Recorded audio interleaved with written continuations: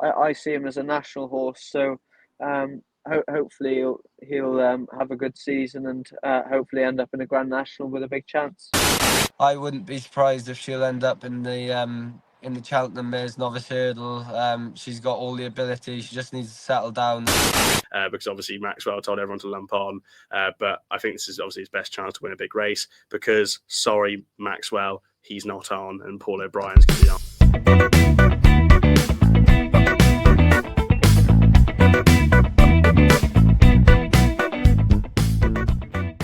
Hello and welcome back to the Only Fools Love Horses YouTube channel. Yes, your eyes didn't deceive you. The jumps are very much back. Chepstow is this weekend, 3-day meeting at Chepstow Racecourse. A new meeting, having had 2 days at the meeting the last couple of years with Fosslas on the final day for the Welsh Champion Hurdle. It's now a 3-day meeting with the Welsh Champion Hurdle concluding action. Very exciting stuff. Hopefully we get some nice horses. I will talk a little bit about the ground and what the ground might be, and hopefully, with the ground being good enough for some top horses to come to Chepstow on the weekend. But we are thoroughly looking forward to this weekend's action. Lads, we make no bones about it. We probably are more of a jumpers podcast than a flat podcast. We still give the flat a very good go. And obviously the Pre-Large Triumph is now out the way, but it is Chepstow. The jumps are very much in the front view of our cars, and hopefully we can pick out a couple of winners. Lee, Chepstow, look, we all look forward to it. It's not like the be all and end all. It's not the top meeting of the year. It's probably not in the top 10 meetings of the year, but it's just more of a symbolic meeting in the fact that the sort of proper winter jumps is very much back, and we've got Cheltenham in 2 weeks' time, and then the November meeting and Betfair Chase and all that. So it is kicking off this weekend, isn't it? Yeah, very much so. I've been talking to the lads at Dragon Bet. They've really went out their way to push this Welsh Racing Festival. It's a 3-day meeting. There's highlights there. Persian War on Friday. I'm very much looking forward to that. On Saturday, you've got the 75k silver trophy, and then on Sunday, they've moved the Welsh Champion Hurdle now to Chepstow to make this festival, and I think it's a great idea. Congratulations to the lads there across the Dragon Bet. But yeah, look, very much looking forward to it. And first time going to Chepstow, so very excited, Ash. Can't wait to get started for the jump season. Good to hear. Good to hear. As you can probably tell by the backgrounds, I'm not in my usual background. I'm actually currently in the racing TV studios. Harry's in his car. He's positioned his phone very neatly. Is it between the steering wheel? Is it, Harry? It is. We're doing quite well. Good afternoon, mate. Look, Chepstow this weekend. It must be sort of just exciting to see the jumps back, and there are some good names entered. There's like Tutti Quanti and Celtic Dino and the Welsh Champion Hurdle. Wendigo, if the rain comes, he might run on the Sunday as well. So there's some nice horses entered. Yeah, not just that, Nappers Hill as well. We know what Nappers Hill's like. Yeah. Obviously, he's been off the track for quite some time. Look, it's just really good. I think we're getting to that point now. You see quite a few people moaning about the flat, moaning about the kind of transition. Well, actually, I think for quite some time now, I think there's been this overall reaction of anticipation towards the jumps being back. And I think, we're due a good season. The only question would be, especially for this weekend, is no matter what they do at Chepstow, they're going to need some rain. And I don't know whether they're going to, regardless, it's going to be a great weekend. Myself and Lee are going to be there on Saturday. So that should be really, really good fun. But I see even like the veterans chases. The veterans chase last year was absolutely carnage. I think there was, you had, it might have been a couple of years ago. I think was it Good Boy Bobby that came up and. Oh, geez, don't even remind me. I was on I Right that day. Don't even remind me. But stuff like that, it's. The flat is all well and good, but like you mentioned, Ash, we are jumps fans,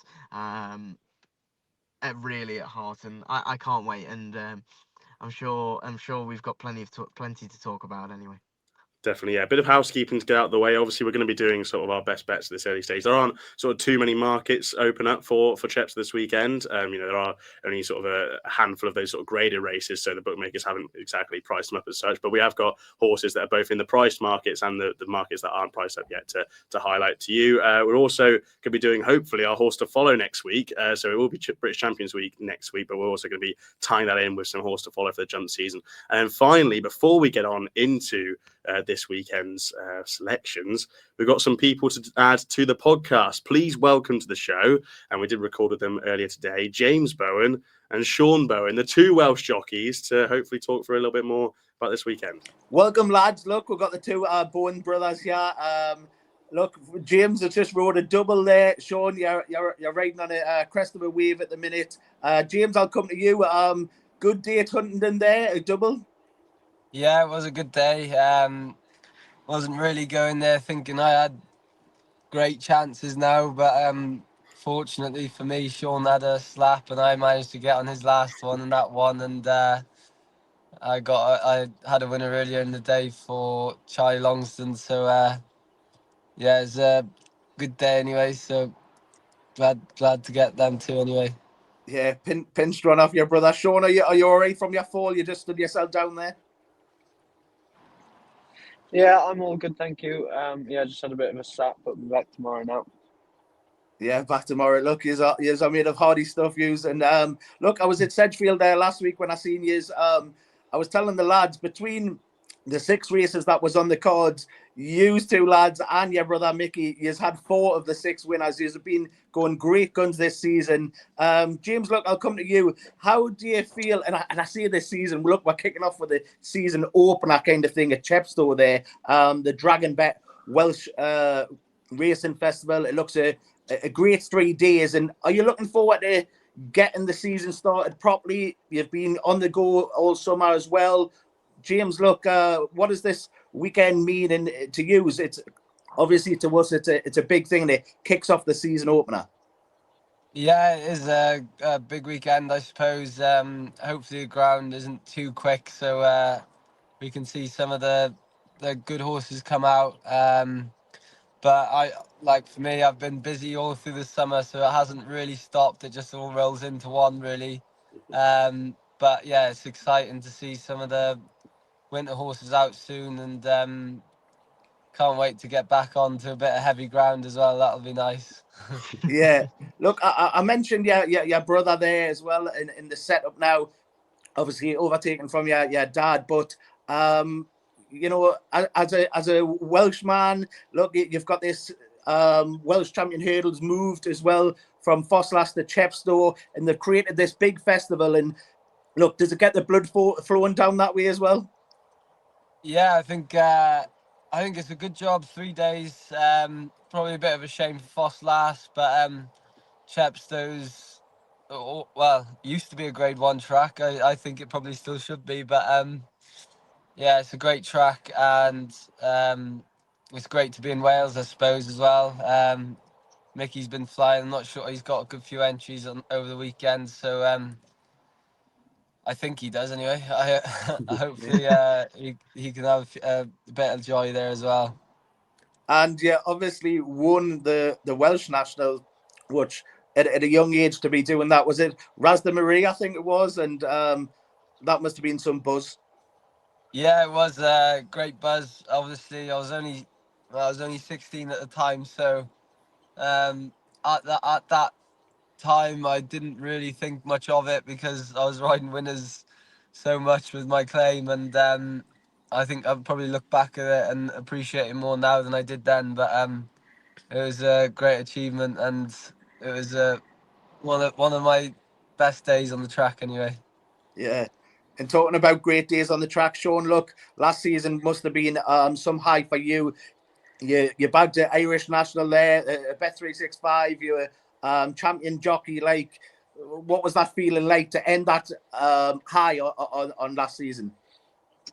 Yeah, obviously I had an incredible season, but I suppose towards the end of the season things just got better and better, and winning the Irish national and winning the Bet365 on the last day of the season, that really topped off the season, topped off a great season. So yeah, look, you want them big winners as well as a lot of winners, and I was lucky that it ended with a few big ones.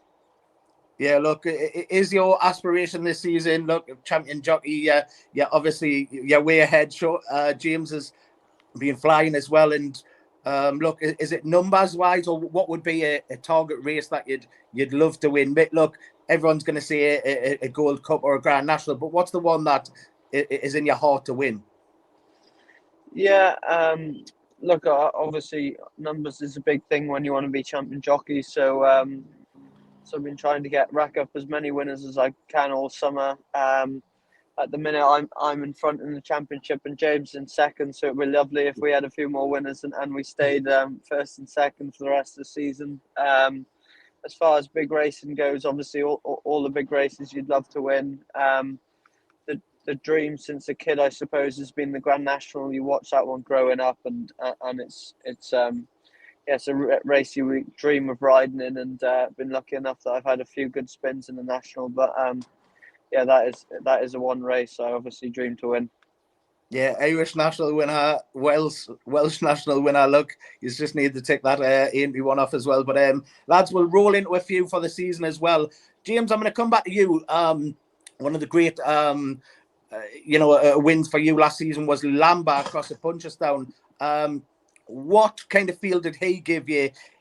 He's one on everyone's lips there as well across at Nicky's. How high do you think he can go?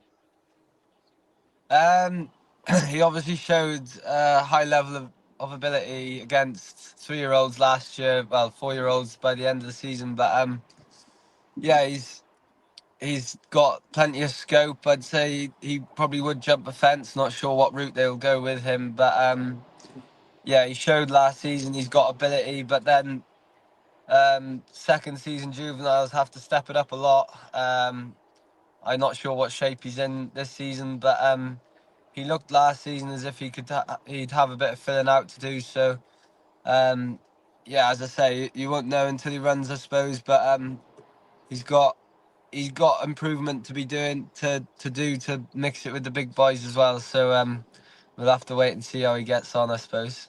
Yeah, fair. Ash, look, you're going to cover some stuff with Sean, and Harry's going to take a few stuff with James. Ash, what about you?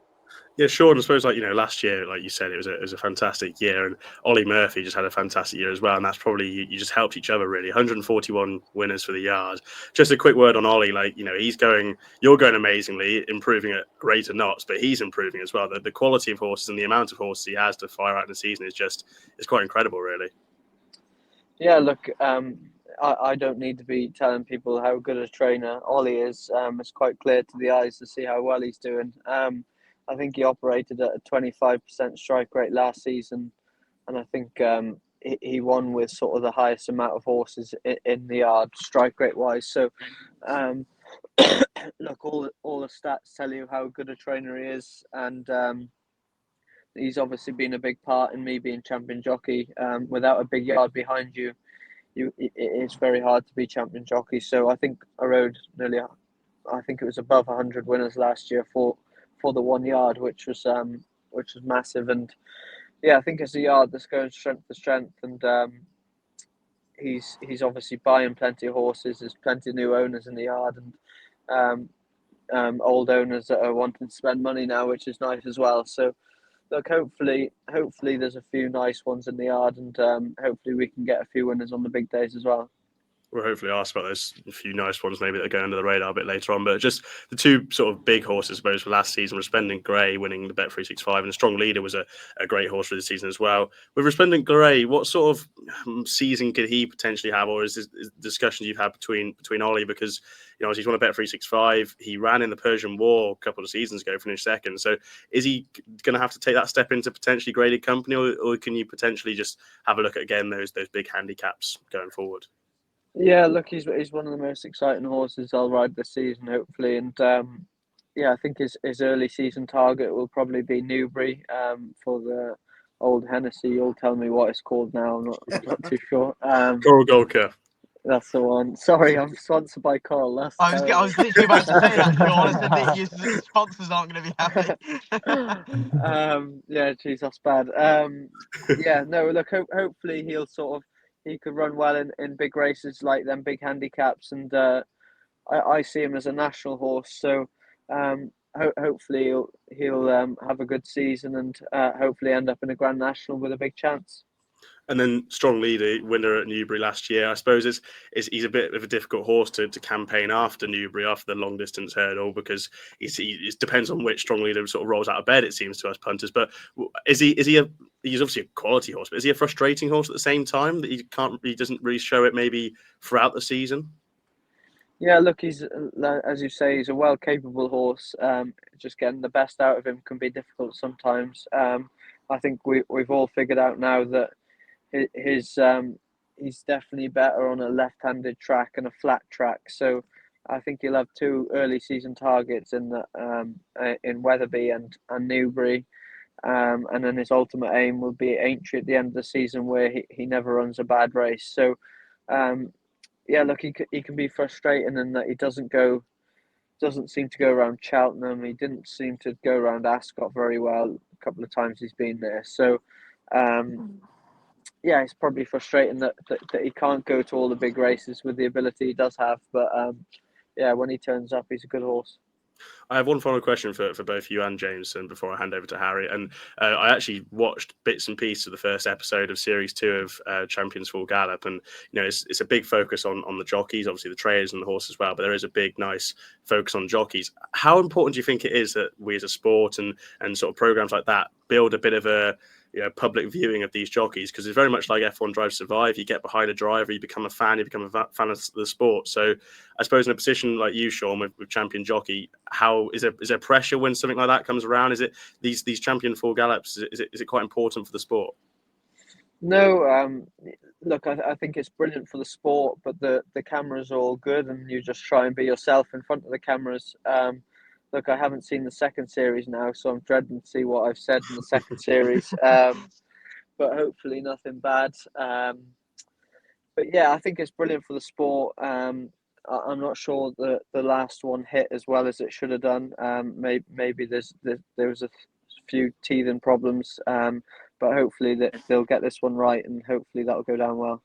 And James, do you think there's sort of something there to build around the jockeys to build a nice profile? Just get you out there on social media, get you in front of the people that maybe don't know what horse racing is too much.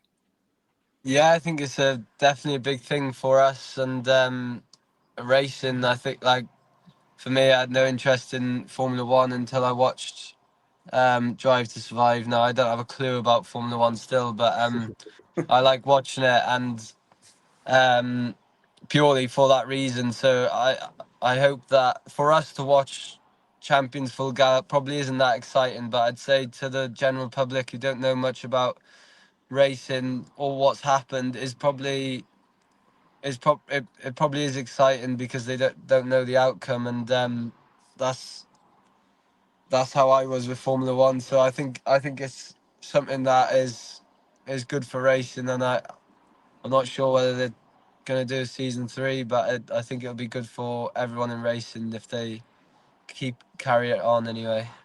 Definitely, yeah. Harry?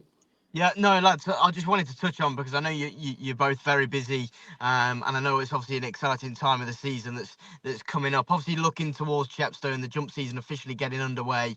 James, I'll start with you. You've been very active over the summer as well as you, Sean, obviously. But is there one horse maybe over the next few weeks, or that's quite close to coming out, that you're really looking forward to seeing and getting on top of, that you're pretty sure that you're going to get the ride? For me, I don't really know what I'll ride with Henderson. Obviously, it can be obviously Nico's stable jockey, so never really know what I can ride there. Warren has plenty of nice horses going forward. Copey will be a nice horse over fences. I'm not sure how long until he's out, but I schooled him the other day over a fence, and he was pretty good. Won his novice hurdle towards the end of the season, but was just a frame last year, and he's filled out loads over the summer. So hopefully he can be a horse that can be quite exciting for the season anyway. What about one from Mickey's? If you got one from him? Yeah, I'd probably say Charisma. If I'm not sure when she'll be ready to run, but I rode her in Punchestown. Was way too keen. Probably should have won the race if I dropped her in. She I'd say she probably would have won. And the winner of that race ended up being second or third in the Galway hurdle, and she's still a novice going into this season. So I wouldn't be surprised if she'll end up in the Cheltenham Mares novice hurdle. She's got all the ability. She just needs to settle down and she'll be a nice horse this season, I think. Nice. That's brilliant. And Sean, I'll pass. I know obviously Ollie's going to have an army going to war, especially when the rain comes. Is there one in the yard really that's taken your eye? I remember a couple of years me and Ash went down, and Chasing Fire was probably the one that Ollie said that this horse is going to be the next one. It's an exciting time. It's the one especially that you're really looking forward to getting on top of, maybe in a novice hurdle or one that's going over fences. Oh, look, there is so many that I could name. I'll name a couple. Will Starr won a bumper. Is a brother to John Bond, and his schooling's been very, very good. I'd be surprised now if he didn't improve going jumping because his schooling's been so natural. And then a horse called Kingston Pride, who James has actually won on a couple of times with Nicky Henderson. He was bought through the summer, and he's now owned by Graham Waitley and Barbara Hester, and he'll be going novice chasing. His schooling's been very good as well. So, yeah, he's another one I'm looking forward to. Well, Sean, and we'll look towards the weekend, obviously, lads. I know you're very busy, and we very much appreciate your time. Looking towards the Chepstow, I'm sure you've probably got your eyes on a couple of rides that you're looking forward to. Sean, I'll start with you. Have you got your eye on one or two? I know there's a few old boys, especially in the veterans chase. Is Cortland in there for your brother? Yeah, Mickey has Cortland in. Look, the only worrying thing going into this weekend now is that we're getting no rain, and I feel like the ground could be quite quick. So that's the only thing. We're not sure what we'll run from now to the weekend, but we'll see how the ground is. I think Ollie could run stick to the plan in the Persian War. He won a listed hurdle in Galway last time out, and he's been bought by some new owners in the yard. And his work and his schooling's been very good. If he doesn't go to Chepstow, he might go to Cheltenham a couple of weeks later. But he's been working well, and yeah, if he goes for the Persian War, I'll be looking forward to riding him. And James, yourself, we'll talk about the winners today. Then, if you, Charlie Longston, you won on Zestful Hope. How did he feel? Charlie always kind of specialises this time of year. He always has a few winners. How did he feel? Yeah, this time of year now, Charlie has his horses fit and ready to go. So yeah, he was good now. He's difficult to ride. He's the one I actually got banned on for, and I missed out on Cheltenham last year. So yeah, Bittersweet memories. yeah. I didn't go over on him today anyway. He won by far enough, but yeah, no, he was good. And the bumper horse I rode, he was very impressive. Job to know how good that bumper was. It was obviously they were all first time out, and he rode like a nice horse. He quickened up really well. I'm not sure what targets he'll have, but there's some nice 3-year-old bumpers coming up. I think there's one in Cheltenham on New Year's Day or New. Yeah, that'll be 4-year-olds by then, but juvenile bumpers. But yeah, that horse might go for something like that. So yeah, that nice horse anyway. Yeah, Brilliant. look, lads, we really do appreciate your time. I know you've been busy. You've been riding away there today. I'm glad to see you're in one piece, Sean.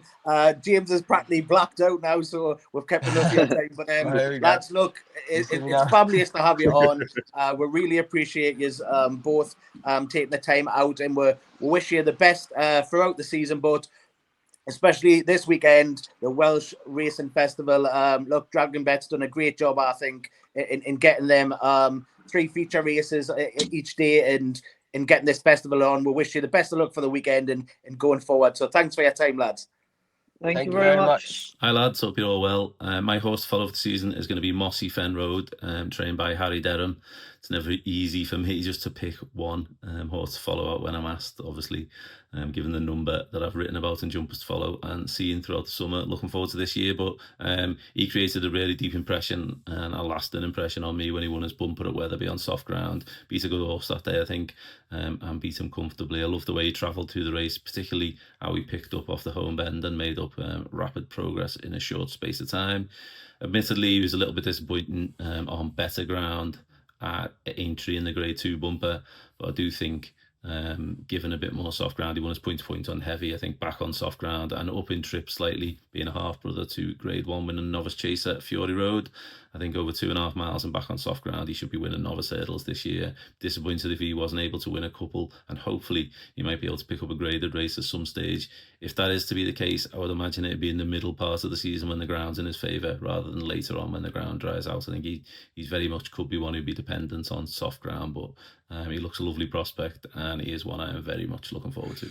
Pleasure to have both Sean and James Bowen on there. It was just nice of them to take the time out. They've obviously both been riding at Huntington as we record on Tuesday, so it was very good of them to come on and talk to us. Anyway, the second part of this video is going to be some horses for this weekend. There is Chepstow, obviously, to talk about, as if you couldn't tell, Chepstow is on this weekend, but there is also Newmarket as well as some decent racing there. I know Lee will have one horse, at least one horse anyway, that wants to put forward for that. So we'll roll into it then, gents, and I'll go straight to Lee. What is taking your fancy this weekend across all the different tracks? Well, look, I'm going to get a plug in, Ash, right? Because last week, me and you, Harry was in the wilderness a bit. No, Harry was in France, so look, he kind of didn't cover the English racing. But I thought we had a good weekend, not to blow our own trumpet, but if people can like and subscribe, look, go and hit the comments, go and subscribe. It does help us. We really do appreciate it. But we had a good weekend last weekend on the preview. I managed to get a gel pepper. Was I said 12-1. It was 16-1 when I went and put my bet on after the show there, and it was it held out, and then it ended up winning 4-1 or something. So yes. I was pleased with that. And then you had one hammered in. What was the Tennessee Stud was a big yeah, 5-2, and I think went off 6-5 or something, and. Yeah. We're all agreed on the Saturday show there, so go and follow the Saturday show 10:30 a.m. every Saturday. There's my little plug. But yeah, look, hopefully another good weekend. I like a couple on the flats. Look, I've covered a couple there in Newmarket. There's one on Friday. Look, I'm a chance audience. I know it's a horse that you like, Ash. It's a tough race. Marvel Man's in the race. Won fair and square, beat him fair and square the last day, but gets a £5 swing audience, and if we can get on the bunny, I just think that's his tactics. He's employed it. He's a Group 1 winner. He's employed it in the past where he's won races from the front. He fell out last time. He wasn't, in ideal position. And a few runs this season, he's been doing the same. If he can get out and get away, I find it hard to keep him out the frame. I just think he's probably overpriced there. At least fill the frame. So audience, I'm happy enough to take each way. There's a couple as well. Look, I like Tony Montana's. He ran a huge race last time out in a Premier Handicap across an island. Crown of Oaks was third that day, well backed. It was a 21 runner handicap. Tony Montana tried to shoot them down. There's me Tony Montana joke. Tried to shoot them down. Look, didn't quite pull it off, because he bumped into a Johnny Murtagh, unexposed one, 11-2, second favourite in a 21 runner race. He come and done him. Still ran a solid race. Back to York, he was beating a head or so a few runs back, and at York. And yeah, look, I just think back to there, I think he's still well handicapped if he can put it in. Look, he's a bit hokey-cokey in and out, lads. So we'll have to see what Tony Montana turns up. But yeah, Tony Montana at the weekend as well. At York, that's Saturday, Friday audience. And I like Oxagon in the Dewhurst. I think as well, another one I'm happy to take each way. I think around 8 area he can get, lads. Look, he was all at sea behind the current favourite for the Dewhurst on debut. The next time out, he bolted up by 8 lengths at Sandown. There was basically a match race in the betting the last day when they went to Doncaster for the Group 2 Champagne Stakes. And they ended up getting done by Puerto Rico. Puerto Rico's come out and won a Group 1 the weekend there, Arc weekend. The third has also won it was a 100 grand pot to the winner, Rafe Beckett's horse. He sandwiched 2 winners across in France there the other day. I just thought, look, he was the eye catcher.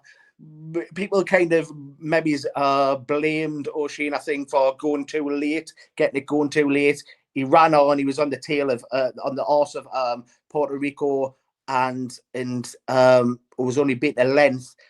I thought he was the eye catcher, let's say, in the race. I thought he had room for more. He stayed on well, ground adaptable. There's a lot to like about him. He's away from the market leaders. Look, they have got the sexier profile. Zavaretti is a Group 1 winner there. Beat Gustard. Whether he goes out, I'm unsure. But yeah, it's just one each way play. I'm willing to take early doors and hope the race chops up slightly and I can at least fill the frame at 8. But hopefully he's got plenty more to offer. So Tony Montana, audience, Oxagon in the big race there, and then my 3 for the weekend. I'm going to be at Chepstow Friday and Saturday. Hopefully I know I'll see Harry and hopefully I'll see you lads, but I'll have like more selections for the jumps there, but them are my flat ones, Ash. No worries, no one for Chepstow, but we will have some horses from you later in the week, and you got some nice prices there from Newmarket and York, so best of luck to you there. Harry, go over to you. A couple from Chepstow and one from Newmarket, I believe. Yeah, look, I think on the Friday, the Persian War, obviously one of the feature races of the weekend, especially kicking off the. I think it's a good race. I think Queensbury Boy, we were talking off camera, could be absolutely anything. Obviously, the yard. Lump on. That's what you see. Look, I think I'd just be a little bit hesitant. It's a tricky race, Harry, isn't it? It is because I think there's a couple in there with a lot of improvement to come. Jack Hyde being one, Paddy Brennan Syndicate, has been going really, really good guns since he started up his operation. This horse was a really good winner, albeit beat nothing at Newton Abbott at pretty short odds, but I thought the way that he did it, he's one of those that he just get on with it, and if you give him kind of an easy lead, I think he could just sneak something at 6-1.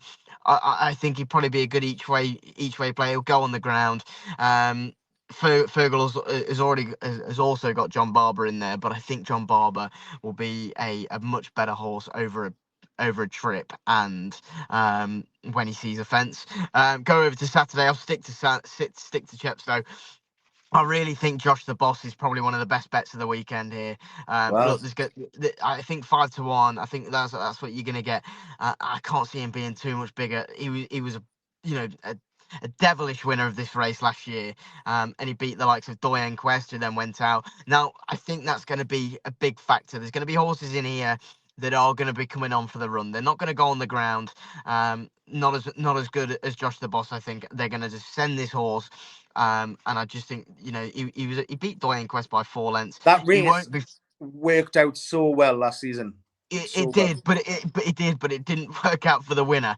And this horse now. I'm a bit of a I wouldn't say superstitionist, but this horse was ran twice in October after a lengthy layoff, coming off a bad run, and has won twice in October. And I think that it's clearly been the plan for quite some time. He's got a lovely weight. He's effectively off 127, which is £3 higher than his mark this time last year. All of the signs seem right. I cannot see him out of the frame. I really do fancy him as a big price. And another horse that I do really fancy is Zavateri. I think he's got one of the best attitudes I've seen for a 2-year-old for years. I think the way that he puts his head down, he's obviously going to improve. I think from going 2 to 3, the way that he sticks his head down now, he's not the biggest. You saw him in comparison to Gustard last time out in the parade ring. They're two completely different specimens, but I think Zavateri just wants it so much, and you go and you pay silly money. As we speak today, it is the book 1 sales, and you see the money that's flying around. But I guarantee most haven't even got the attitude that that Zavateri, and they pick this horse up for pretty much pennies in comparison to what you see nowadays. I think he's got a big old chance. So there'd be 3 for me to keep an eye on, Ash. It'd be Jack Hyde in the Friday in the Persian War, Josh the Boss on Saturday at Chepstow. I think he's a really good bet, and also Zavateri. I think he'll hold the form. And actually, I do like to do those specials: win today and win a few times. And I think you're going to get a big old price, I think, for the Guineas next year. And I think that looks to be the only the most suitable option for Eve. If he was trained by someone else, it's that famous I was saying, it'd be half the price. He wouldn't be 100 to 30. But there's a reason why. Aidan O'Brien's a genius. Charlie Appleby's a genius. Eve Johnson Alton, what she's done with this horse, she's worked miracles. So they'd be 3 for me, and fingers crossed we can see the underdog shine through again. She was on with Tom Stanley on RTV there. Plug for you, Ash. And said it was the best horse she's had. So yeah, but I think when you've got a horse like that, you've got to mind them. You got to plan selective. You can't just you can run the horse down to the ground. I think what she's done, has been fantastic. Go from from Newmarket to Goodwood to then, or it might have been Goodwood to Newmarket, but then to the Curragh. I think to pick up the Curragh last time out was massive, and it's a huge success. And you tip your hat, don't you? Yeah, I mean, he's obviously a very good horse. What's interesting for me is that he's by Without Parole, and Without Parole's had no other stakes winners bar Zavateri, and Zavateri's a Group 1 winner. I find it mental. I find that, as a bit of a pedigree nut, I find it mental how you can have a sire who's got no other stakes winners bar Zavateri, who's a Group 1 winner, could be a Guineas horse next season. Mental. Anyway, for me, I've kept it purely Chepstow based, to be honest, and I'll have to give a thanks to traders that I've spoken to, because they are formulating some of my opinions on this.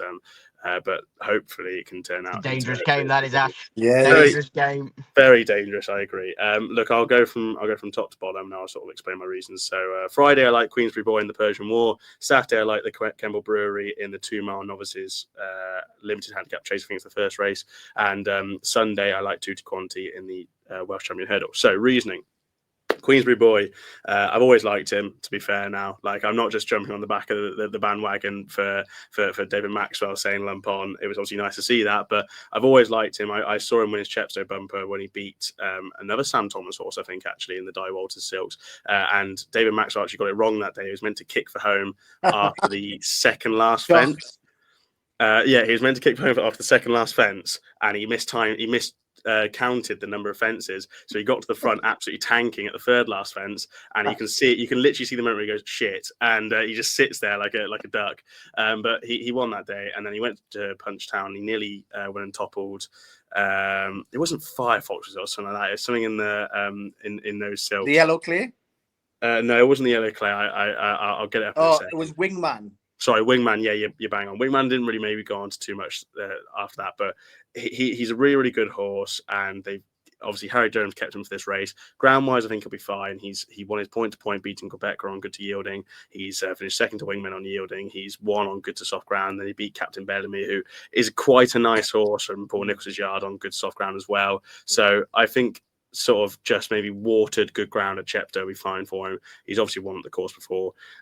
He's short, I know, and it'll be a massive laughing ha lol if he loses, because obviously Maxwell told everyone to lump on. But I think this is obviously his best chance to win a big race, because sorry, Maxwell, he's not on, and Paul O'Brien's going to be on. So that is like, he's literally getting £10 of improvement there. Sorry, David, but you know it's true. So that's why I like him. He's probably close to Nat material, to be honest, and especially if Sean Bowen's saying that Ollie's might not go. Yeah, makes it a bit more obvious. The Kemble Brewery would be Nat material if rain was coming. I'm not sure if he's A, going to go, and B, going to be so effective on good ground. But Matt Nichols is very sweet on him now, and it seems like this has been a long-term plan. And you can see like the Kim Bailey's yard have always had a go at some of these early novices limited handicap chases. They obviously won it with Chianti Classico. They won on 3 mile with Chianti Classico 2 years ago. They won the same race with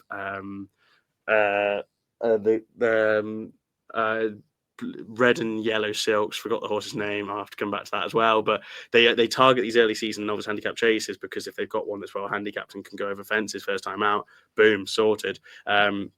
Fitness won't be the thing that gets him beat on the weekend. I think it could be the ground that gets him beat if he does get beat. But I imagine he'll open up a short price or short enough price. Depends on who gets declared. I think Be Aware's in there. Accelero's in there for Jane Williams as well. If Be Aware's in there, you might actually get a half decent price on the Kemble Brewery. But it's not a certainty he's A, going to go at the moment, and B, go on the ground. So just hold all dockers until he's declared. If he's declared and you back him and he gets non-runner, then you get your money back. But he would be Nat material if it was soft ground.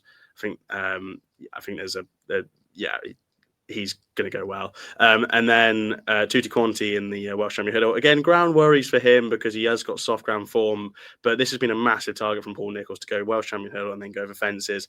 He's still well handicapped. What's he rated? 132. He's definitely well handicapped on that, on piece of form. You can see second to Joyous at Taunton in his debut maiden hurdle. Ahead of Into the Park, who's not a bad horse for Johnson White and Philip Hobbs, then beat Diamonds for Luck, and he's just bolstered up in a Foss last novice hurdle. This has been a long-term plan. Potentially the ground's a bit too quick for what they'd like, but yeah, I like him. The big danger is the horse that Sam Thomas and Di Walter got in there, which is actually on my phone now. Celtic Dino was a bit of an eye catcher in the boys' race at Aintree on handicap debut. He will like the ground, and we know how much Sam Thomas and Di Walsh like to win the Welsh Champion Hurdle. He's actually a 5-2 fav, and Tutti Quanti's 5-1. So I think you're not getting badly priced there for Tutti Quanti. I'd just be a small bit concerned about the ground, but if not, I like him a lot. So yeah, those are my three. Queensbury Boys than that, because I think he's more likely to go on the ground than all of these, and then just the Kemmel Brewery and Tutti Quanti I do like, but ground concerned about them. But yeah, Queensbury Boy for me. Lee, what's the nap at this stage?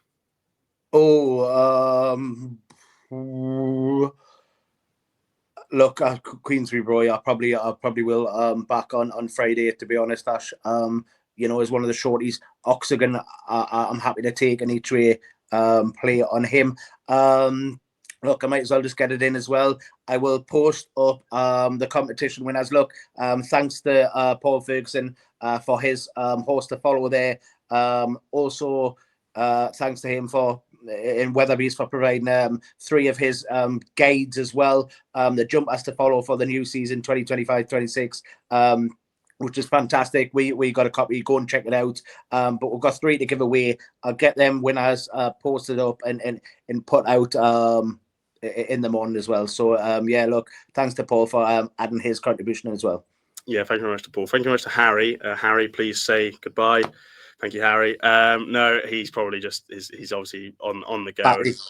Who knows? His battery might have gone, or his car battery might have gone. We don't know. But thank you very much for watching. Anyway, we will wrap up here. It is the start of the jumps. We are very excited for it, and hopefully it was a good opening jumps episode with a couple of nice guests and a horse to follow from Paul Ferguson as well. So yeah, hopefully we can find some winners as well. If you're having a play on any fancies this weekend, please do it responsibly. We're back next week for Champions Day / horse to follow. So don't miss that video at all. Saturday 10:30 a.m. I'm sure for Saturday Live for people who are available, and yeah, we'll kick on from there. Best of luck, and we'll see you very, very soon.